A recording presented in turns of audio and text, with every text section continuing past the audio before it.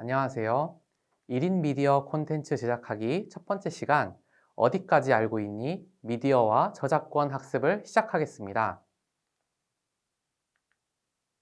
첫 번째 시간, 어디까지 알고 있니? 미디어와 저작권 수업의 목차를 살펴보도록 하겠습니다.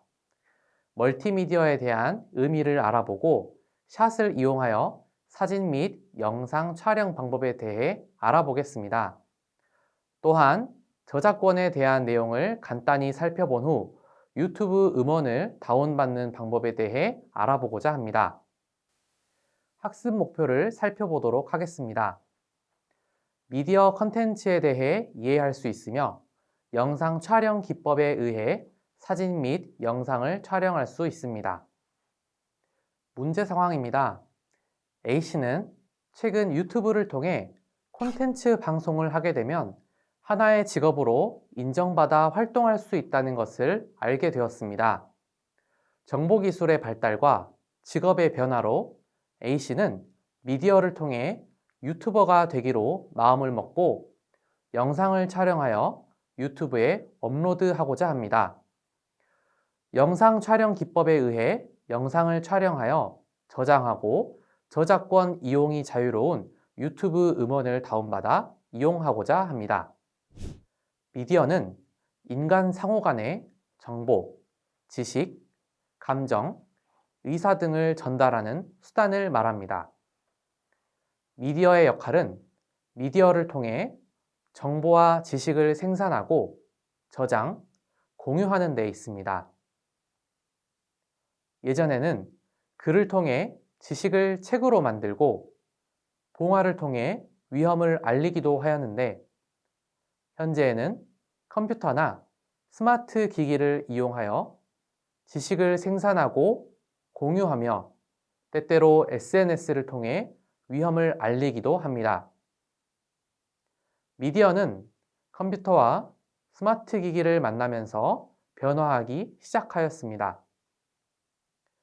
전통적인 미디어는 글과 그림이 주를 이루었다면 컴퓨터가 만들어지고 보급되기 시작하면서 미디어 정보가 컴퓨터를 통해 디지털화되고 전달되기 시작했으며 정보 전달 수단이 점차 디지털로 변화하기 시작하였습니다.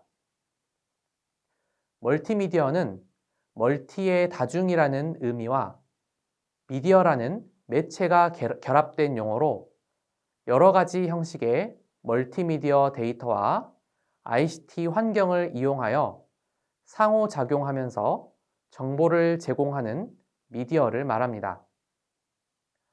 이런 멀티미디어 환경의 특징은 정보통신 기술을 이용하여 생동감 있는 콘텐츠를 즐길 수 있게 해주어 현실과 유사한 경험을 디지털에서 체험할 수 있게 해줍니다.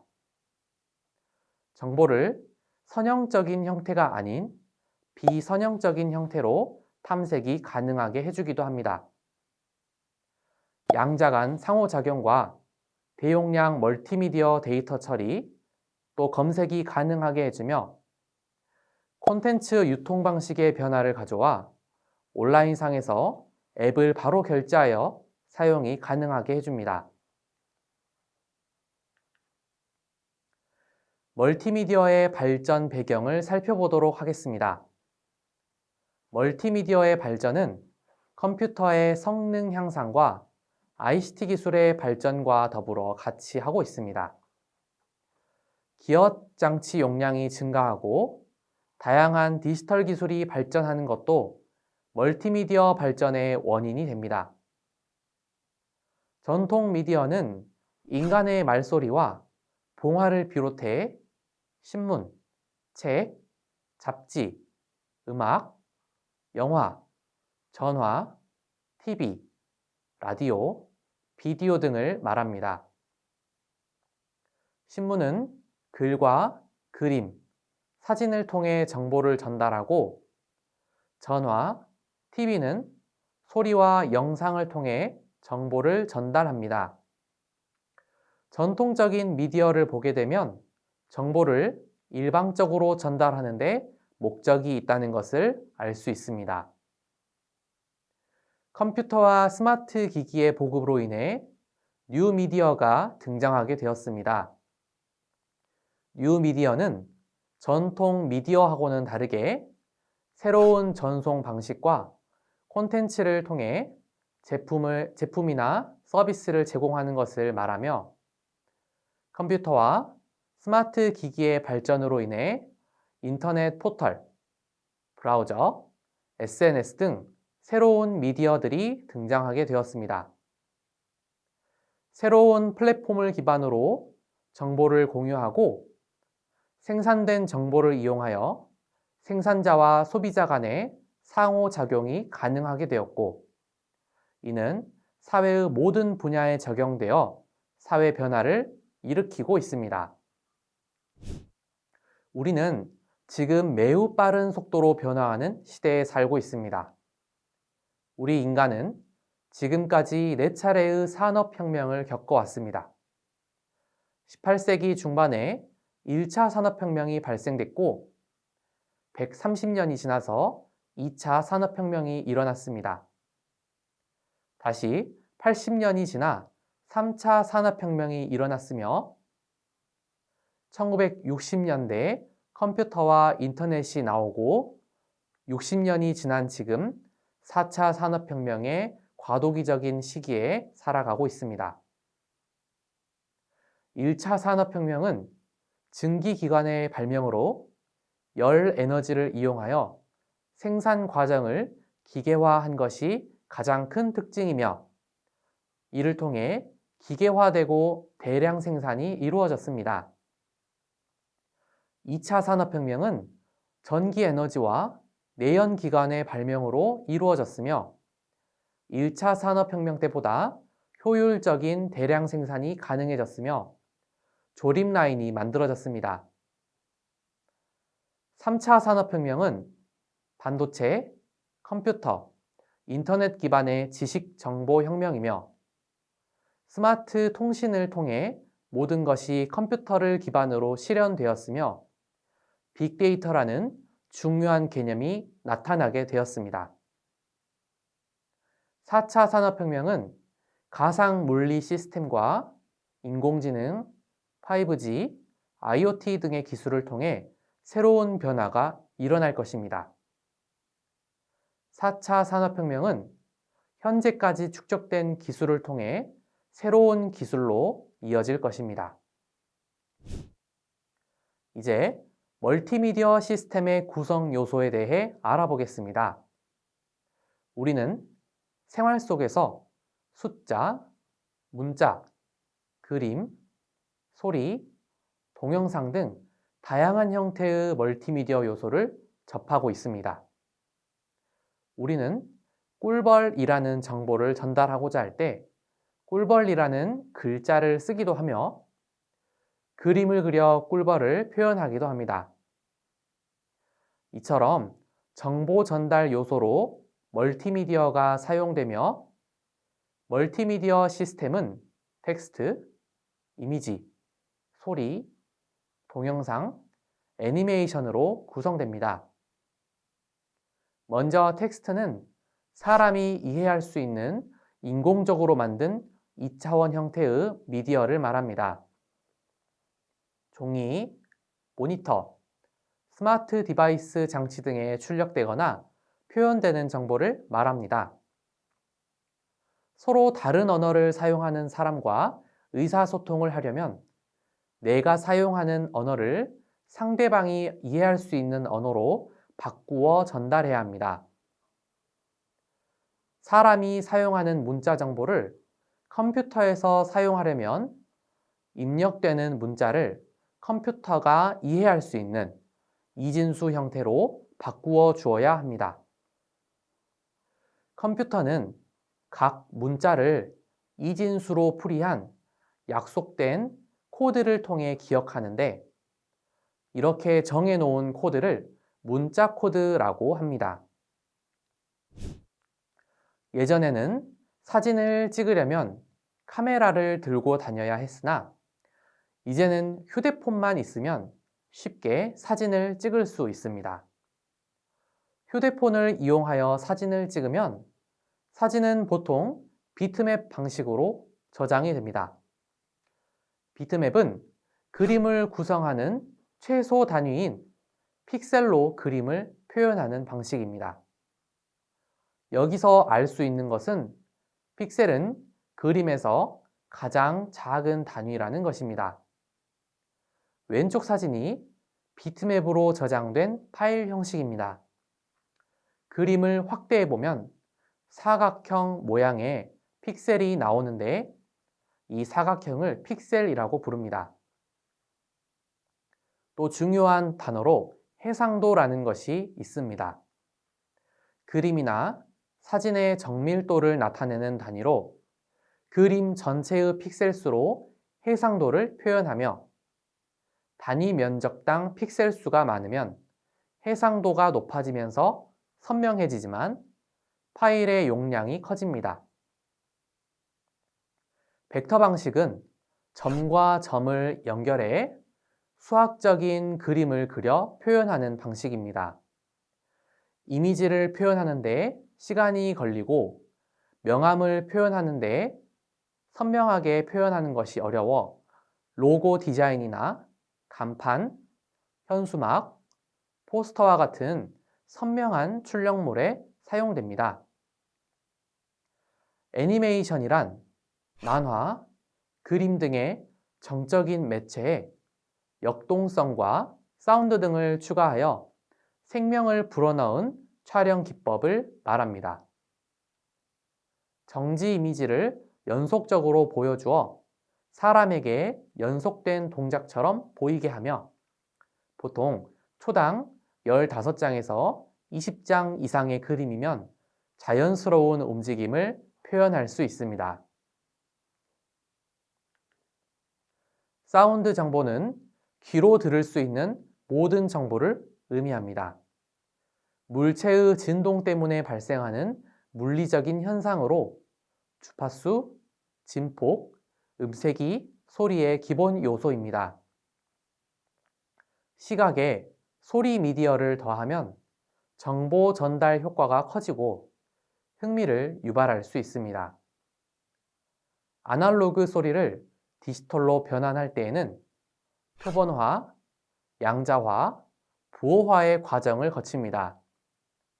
표본화는 아날로그 파형을 디지털로 변환하기 위해 표본을 얻는 과정으로 표본화율이 높을수록 원음에 가까워집니다.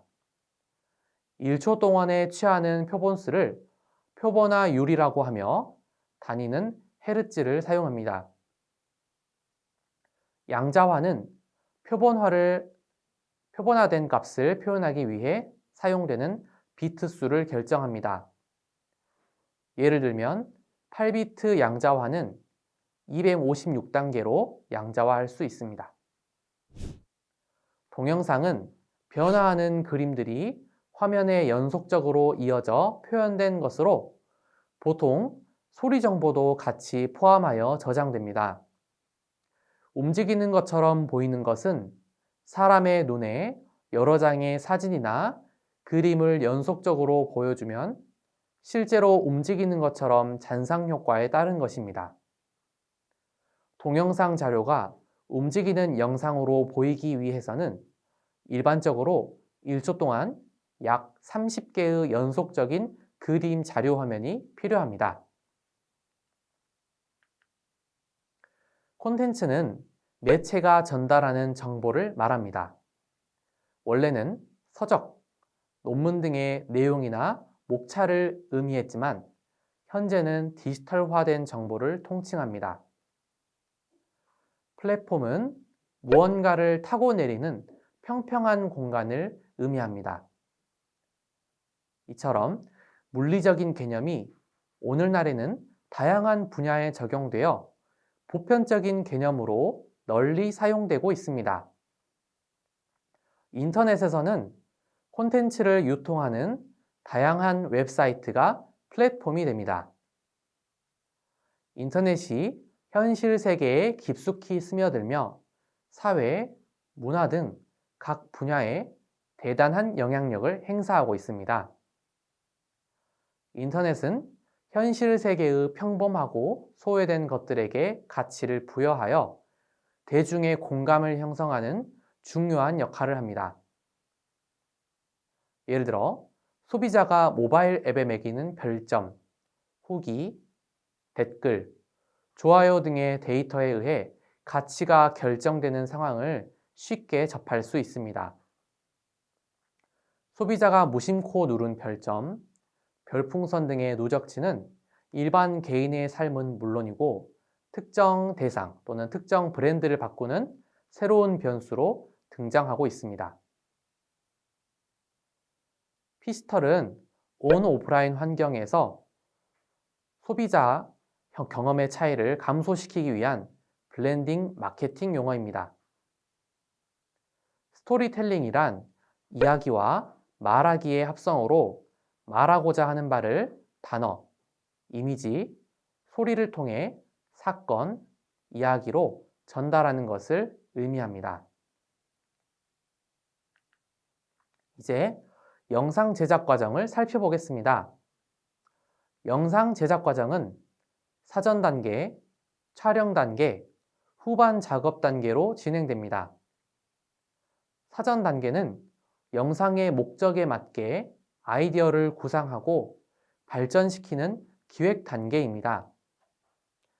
촬영을 시작하기 전 작품에 필요한 모든 것들을 준비합니다. 기획, 자료 수집, 구성, 스토리보드 작성 등을 합니다. 완성도 있는 작품을 만들려면 기획 단계부터 스토리보드 작성에 충실해야 합니다. 촬영 단계는 사전 작업 단계에서 기획한 스토리보드대로 실제 카메라를 이용하여 카메라로 촬영하는 단계입니다. 사전 기획에서 의도한 대로 촬영을 하는 것이 중요합니다. 촬영된 영상을 가지고 컴퓨터 프로그램을 이용하여 완성된 영상 정보를 만들어내는 것을 후반 작업이라고 합니다. 자막을 넣기도 하며 영상에 다양한 효과를 넣기도 합니다. 영상과 음향, 텍스트 효과 등 다양한 요소들이 조화를 이루어야 영상의 완성도가 높아집니다. 영상 촬영 시 고려해야 할 사항은 무엇을 찍을까입니다. 여행, 일상, 결혼, 스포츠 등 다양한 소재가 있습니다. 두 번째로, 만드는 목적이 어디에 있는가입니다. 예를 들면, 기록을 위한 것인가, 홍보를 위한 것인가, 정보 전달용인가, 작품화를 위한 것인가 등이 있습니다. 목적과 활용에 따라 제작의 방향이 정해지기 때문에 중요한 요소입니다. 세 번째로, 제작된 영상을 누구에게 보여줄 것인가를 생각해야 합니다. 작품의 성격과 방향이 보게 될 대상에 따라 다르게 표현되기 때문입니다. 네 번째는 어떻게 표현할 것인가입니다. 자신이 구상한 계획과 감정을 효과적으로 전달하기 위해서는 표현 방법을 고려해야 합니다. 실제적인 방법, 예술적인 표현 방법, 리포트적인 방법, 다큐멘터리적인 표현 방법, 인터뷰, 드라마적인 표현 방법 등이 있습니다. 영상을 촬영할 때 장면 구성에서 사용되는 용어를 살펴봅시다. 샷은 모든 영상물에 있어서 가장 기본적인 영상 단위입니다. 샷은 도중에 촬영을 중단하지 않고 찍은 하나의 화면을 말하는데, 이를 기계적으로 보면 카메라의 녹화 시작부터 종료까지의 화면입니다. 씬은 장면이라는 말로 영상적인 의미 전달의 단위입니다. 보통 몇 개의 샷이 모여 하나의 의미를 만드는 씬을 구성합니다. 씬은 대체로 동일 시간과 동일 장소에서 일어나는 사건을 다룹니다. 씬은 연극에서 온 용어로 배우의 연기가 포함되는 장소나 배경을 의미합니다.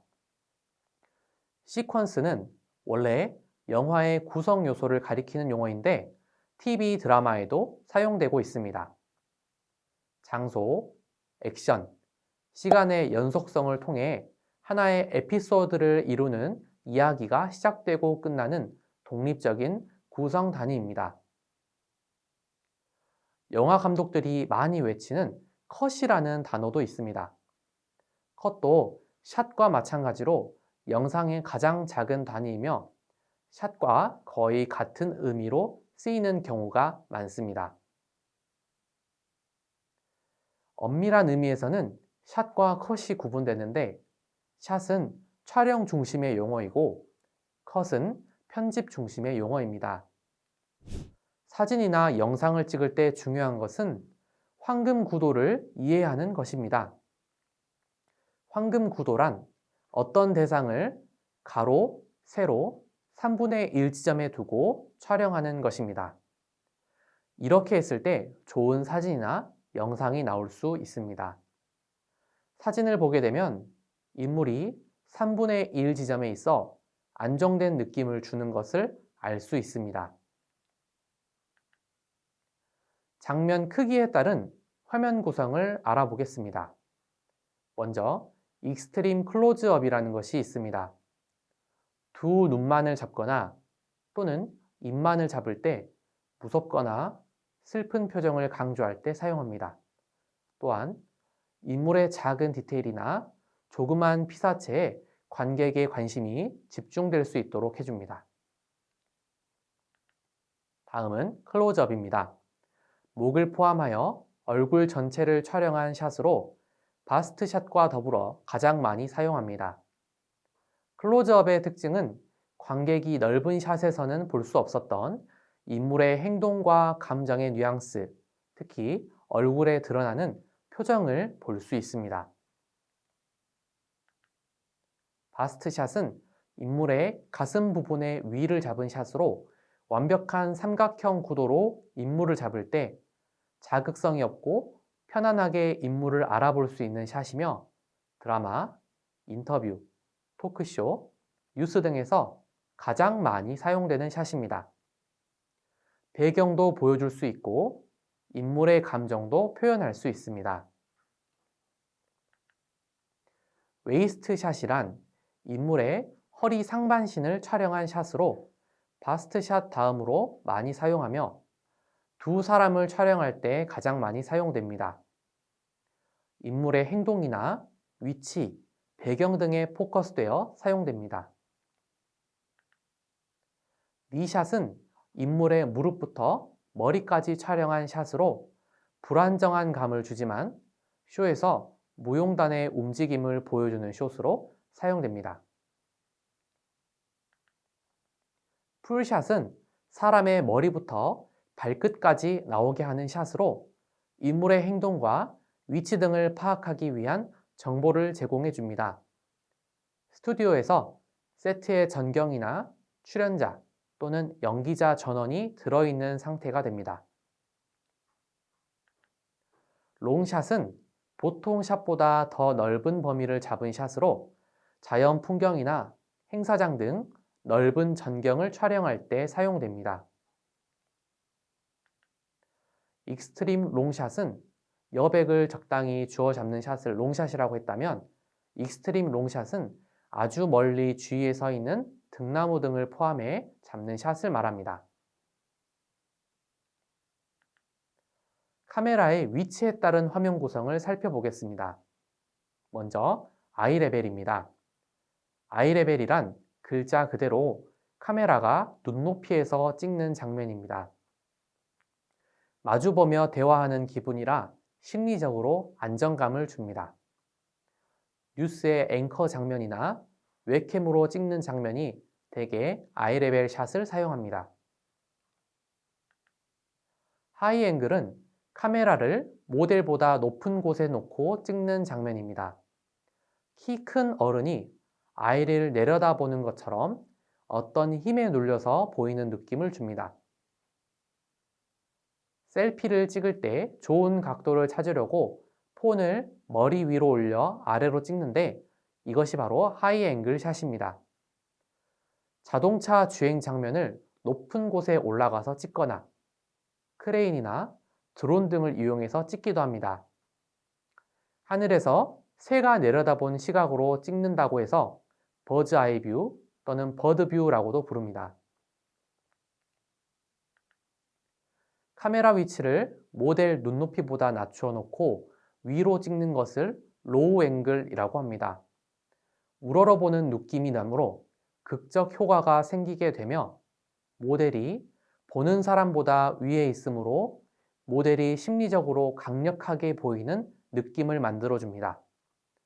모델과 제품 같은 중요한 요소에 강세를 주는 방법이며 영상 광고나 영화에서 많이 사용됩니다. 로우 앵글 샷은 지루한 장면의 극적인 분위기를 만들어주기도 합니다. 공간의 활용에 따른 화면 구성을 알아보겠습니다. 먼저 헤드룸이 있습니다. 헤드룸은 인물의 머리 상단부와 프레임의 상단 사이의 공간을 뜻합니다. 일반적으로 화면 상단의 인물의 머리 위에 빈 공간이 있어야 화면 속의 인물이 자연스럽게 보입니다.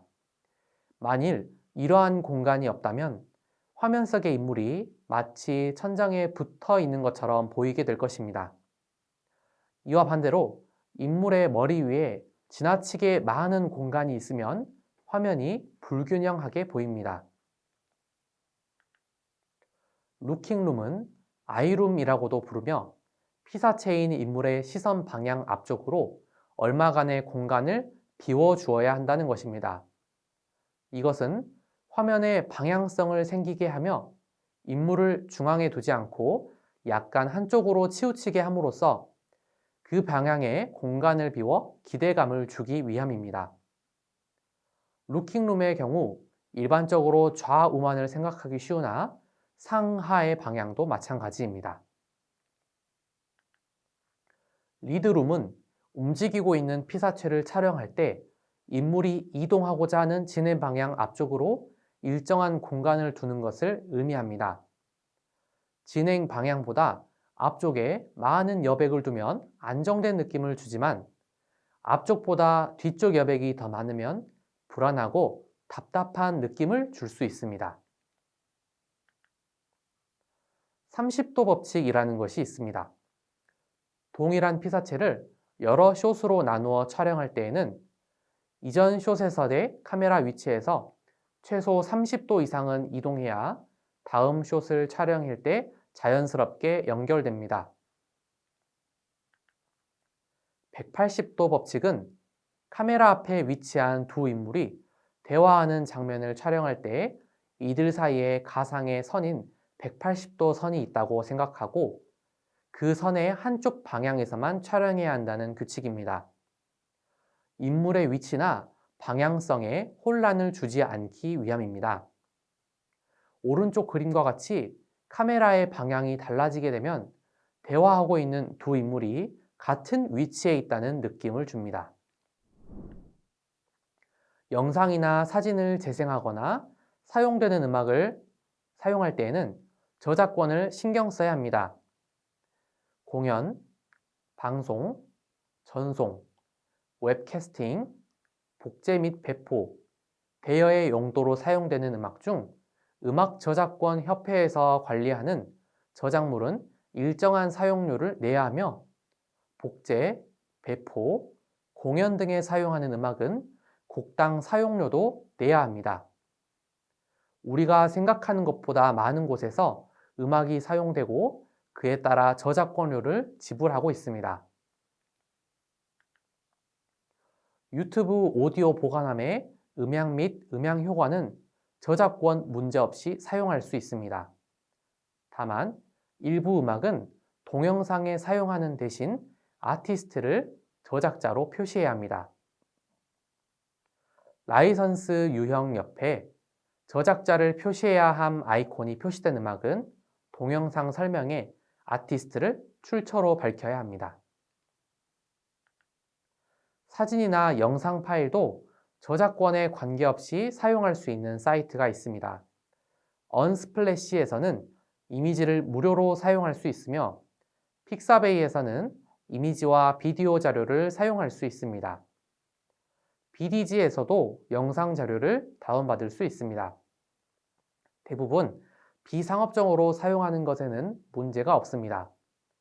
다만 상업적으로 이용할 때에는 영상 이용 시 라이센스를 잘 참고하여 저작권에 문제가 없도록 하는 것이 중요합니다. 영상에 사용되는 폰트도 저작권에 주의해야 합니다. 유료 폰트가 아니더라도 무료 폰트만 이용하더라도 자막이 들어간 영상을 쉽게 만들 수 있습니다. 네이버 글꼴과 눈누 사이트에서 폰트를 다운로드 받을 수 있으며 대부분 상업적 이용이 아니라면 무료로 사용이 가능합니다. 더 알아보기 시간입니다. 장면의 크기에 따른 화면 구성에 따라 사진이나 영상을 촬영해 보도록 하겠습니다. 카메라를 이용해도 좋고 자신의 스마트 기기를 이용해도 됩니다. 많이 촬영해 보고 좋은 작품을 많이 봐야 좋은 영상을 촬영할 수 있습니다. 이상으로 어디까지 알고 있니? 미디어와 저작권 수업을 마치도록 하겠습니다. 다음 시간은 어디까지 해봤니? 미디어 편집에 대해서 학습해 보도록 하겠습니다. 감사합니다.